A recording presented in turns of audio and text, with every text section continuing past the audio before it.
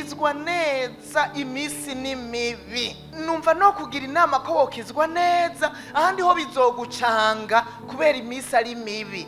Ubona ibisa n'ivy'Imana mugabo atari ivyo, usange watwawe wagiye. Ubu nagira ndababwire ngo mu nzu y'Imana nibisanzwe, umengo vyarabaye bisanzwe ko umuntu aja mu nzu y'Imana mugabo aja ku mupfumu.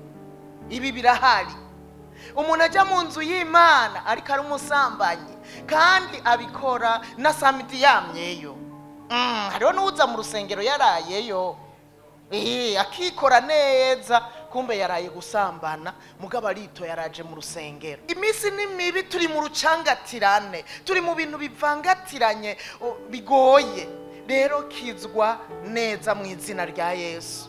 Nanje nkizwe neza. Nitwakizwa neza amatwi yacu y'imwemu yuguruke. Nitwakizwa neza amaso yacu y'imwemu abone neza. Nitwakizwa neza mwemu yera azoba muri twebwe, aturongore, atwigishe, atugire inama, aturongora tushitse kukumenya ukuri kose kw'Imana, ukuri kose kwa Bibiliya. Nitwakizwa neza mwemu yera azoba muri twebwe, duce twama ivyamwa vyiza, ivyamwa vya mwemu yera.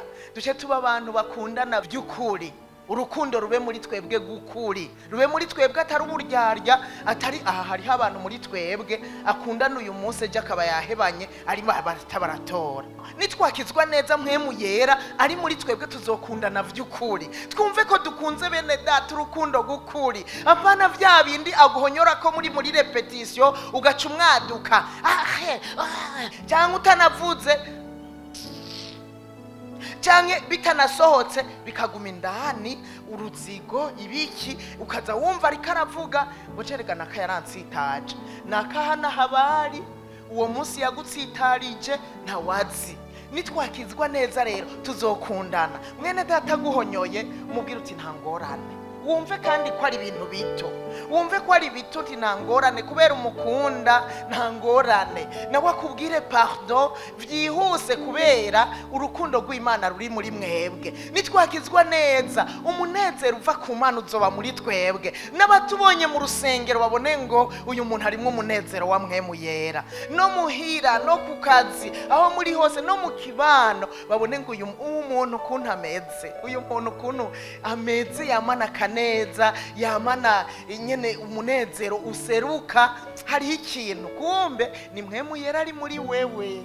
Nimwakizwa neza muzogumana amahoro, amahoro ava ku Mana azoba muri mwebwe. Hamwe udahangayikishwa n'ikintu icari cyo cyose, uvuge hamwe amahoro amira utundi tuntu tuza tw'ingorane tw'utubazo.